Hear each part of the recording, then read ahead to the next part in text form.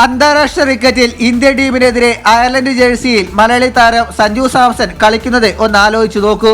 ഇത് അസാധ്യമായി നമുക്ക് തോന്നാം. സഞ്ജു മനസ്സ് വെച്ചിരുന്നെങ്കിൽ ഇത് യാഥാർത്ഥ്യമായി മാറിയേനെ.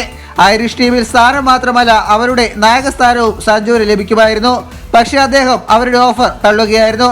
2 വർഷങ്ങൾക്ക് മുൻപ് യഥാർത്ഥത്തിൽ സംഭവിച്ചതെന്ന് നമുക്കറിയാം. 2022 ഡിസംബറിലായിരുന്നു ഇന്ത്യൻ ക്രിക്കറ്റ് ടീമിന്റെയും ആരാധകരുടെയും മലയാളികളുടെയും അടക്കം ലോകത്തിന്റെ എല്ലാ ഭാഗത്തുമുള്ള സഞ്ജുവിന്റെ ഫാൻസിനെയും ആശ്ചര്യപ്പെടുത്തിയ സംഭവം നടന്നത്.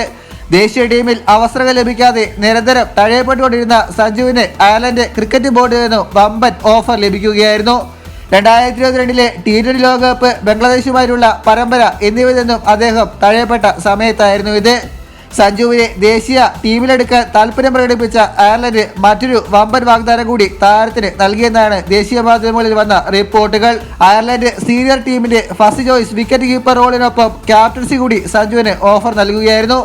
ഏതൊരു താരത്തെ സംബന്ധിച്ചും സ്വപ്നതുല്യമായ ഓഫർ തന്നെയാണിത്. പ്രത്യേകിച്ച് സ്വന്തം ടീമിൽ അവസരം കിട്ടാതെ തഴയപ്പെടുമ്പോൾ ഇതിനേക്കാൾ നല്ലൊരു ഓഫറും കിട്ടാനില്ല. പക്ഷെ സഞ്ജു ഈ ഓഫർ സ്നേഹപൂർവ്വം നിരസിക്കുകയായിരുന്നു.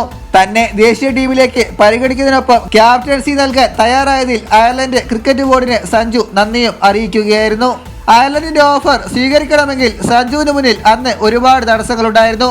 അന്താരാഷ്ട്ര ക്രിക്കറ്റിൽ നിന്നും വിരമിക്കുന്നതിനോടൊപ്പം ഫസ്റ്റ് ക്ലാസ് മത്സരങ്ങളിൽ അദ്ദേഹം കളിക്കേണ്ടത് മതിയാക്കണമായിരുന്നു. എങ്കിൽ മാത്രമേ BCCIയുമായിട്ടുള്ള താരത്തിന്റെ കരാർ പൂർണ്ണമായി അവസാനിക്കുകയുള്ളൂ.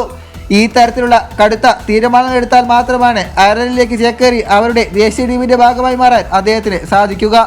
ഇതുപോലുള്ള പുതിയ വാർത്തകൾക്കായി ചാനൽ ഇപ്പോൾ തന്നെ മറക്കാതെ സബ്സ്ക്രൈബ് ചെയ്ത് വയ്ക്കുക.